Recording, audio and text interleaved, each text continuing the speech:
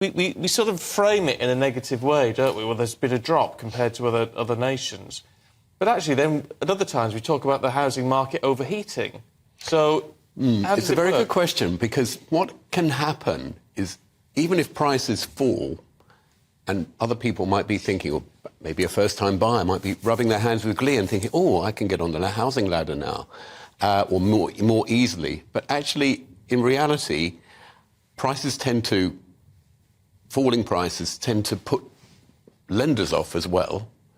And although the price looks lower, you might have more difficulty getting a mortgage. You might have more difficulty getting a mortgage. You might feel a little bit more unstable in your employment. You might think, oh, my goodness, prices are going to keep going down and down and down. Should I buy now or wait a little bit longer till they're lower?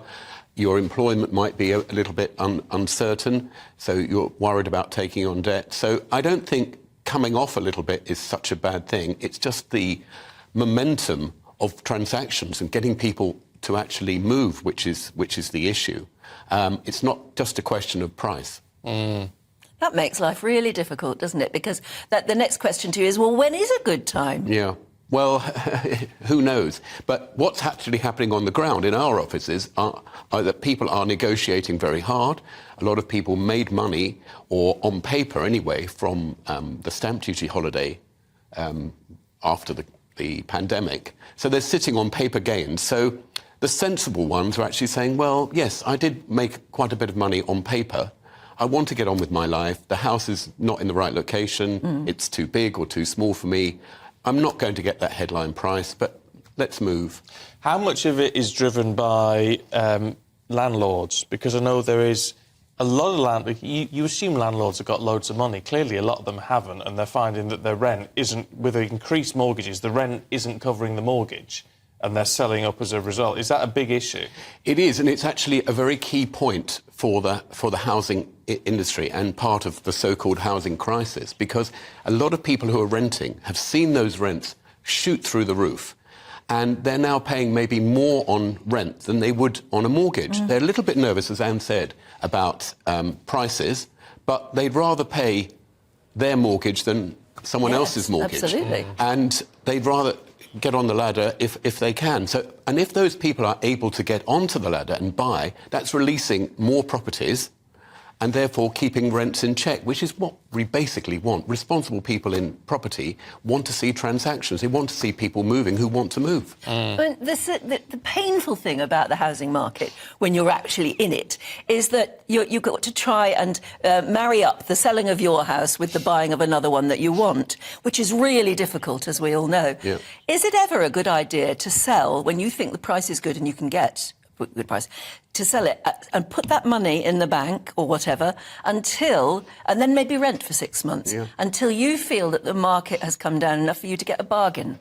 More people are doing that and have been doing that over the last few years, certainly. But it's all about where you see house prices going. And I think if people are buying houses, they regard them, rather than flats, they regard them as more longer-term investments. So they're not necessarily looking, say, oh, I've saved £5,000 here or £3,000. Of course, it's still a lot of money. They'd rather get on with their lives. But people, if they're worried about prices falling, they are doing that. But, of course, if you go in and rent a property, the rental market in lots of areas has gone bonkers. You know, there's nothing around. Rents are going crazy. It's not everywhere. And you probably wouldn't get a short let, would you? No, you can't legally. It's all changed. It's all changed. It's usually minimum of 6 months. There are short-term lets available sometimes. 6 months would give you a feel for where the market is going. Yeah, I think so. There's no substitute for really doing your research on the ground. I was going to say, there's no substitute for having lots of money. Well, that does help. Of course, Anne, that does help. I've got to ask, Jeremy. Sure. What's happened? For those on the radio, you've got a big plaster on your nose. Occupational hazard. Spend a lot of time on building sites, and that's what happens. On you? No, nothing major. You walked into a door. Not quite as bad as that, but it's an occupational hazard. I spend a lot of time on building sites. I'd like to spend more time on building sites because I'd like to see more new homes built. What is happening with new homes being built? And interestingly, yesterday we were talking about, or might have been Friday, but about why is there no requirement for these new houses to be built to be more eco-friendly, to have grey water systems, to have solar panels, and all that sort of thing? They are. But it's not legislated for, is it? It just builders build But they're what doing it. buyers want. Have you seen some of these houses then that have Yeah, got of all course. those things? I'm spending a lot of my time on building sites, and some of them are fantastic. But the other point is, which is quite interesting, is that the public don't yet, maybe, unfortunately, dare I say it, utility bills have got to go up a little bit even higher to get that message across. But the public, the buying public, are not as wedded to the idea of we must have eco-friendly, we must have air source heat pumps. You know, who's going to maintain them? How much are they going to cost to install? Are they going to make a difference to our houses? Even solar panels, you know, which we've been very familiar with over the last few years. There's still quite a lot of buyer resistance.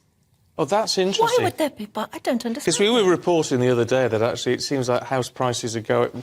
a more eco-friendly home are costing more money to buy. They're costing more money to build as well. But I think a lot of it depends, again, on common sense and doing your research. Look at a house with panels, look at one without, look at the bills, say, can I see your bills? Obviously, they might have very expensive computer or electronic equipment which is shoving up the cost of the bill. But look at the difference, and am I actually saving money for that? Who's maintaining it? If it's not functioning correctly, can I get someone to come back and reinstall it or change it?